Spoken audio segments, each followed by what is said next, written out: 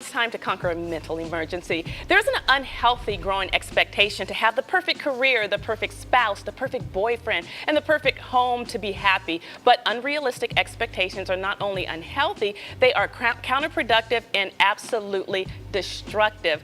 Unrealistic expectations ruin relationships and increase individual anxiety. How do we know if it's unrealistic or not? And you see this all the time. It's that keeping up with the Joneses thing. You know, it's like, well, I have to, have that house, have that whatever, and pretty soon you're in debt. You're unhappy all the time. But this is a tough one because if you don't set some goals, like look at people who do amazing things, and that never would have happened if they hadn't set the bar high. Yeah. But how do you know if it's within reach or not? And I think that's a good point, Michelle, because that's in our tips. It's how do you know unrealistic expectations?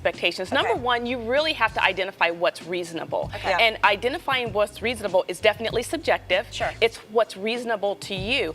But if you are forcing somebody to do something, if you're attempting to control a situation, that is unreasonable. So like Tara saying I'm going to run 20 miles, totally doable because she does that on the weekend. If I were to say that, that'd be unreasonable because I never run. Correct.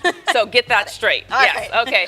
And then accept compromise. It's okay to say, okay, you know what, I would prefer to have it this way, but you know what, it's okay that I don't have it. That's not defeat, it's not failure. Sure. And recognize that it is okay. Maybe it's just a step to getting somewhere else. Correct. And then finally, reframe. You know I love that. Reframe disappointments because that keeps us in control. We take responsibility for ourselves. And I see this a lot with my clients during the new year, because they're setting these high expectations for a New Year's resolution and they never make it. So again, it's just recognizing what you can and cannot accomplish. So instead of thinking, okay, that maybe that wasn't realistic, say, okay, reframe it and say, okay, well, what is realistic for me? So maybe that was a little bit lofty.